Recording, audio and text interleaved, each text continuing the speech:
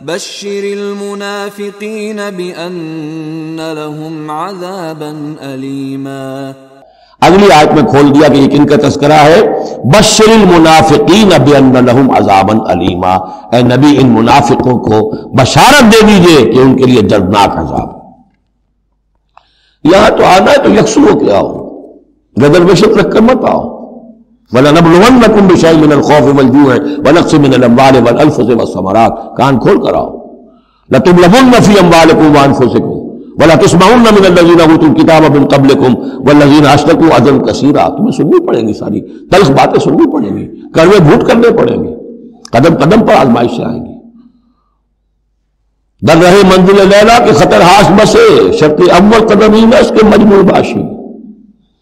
بشر المنافقین، تنزیہ انداز ہے، ان منافقوں کو بشارت دے دیجئے محمد صلی اللہ علیہ وسلم کہ ان کے لیے بہت دردناک عذاب۔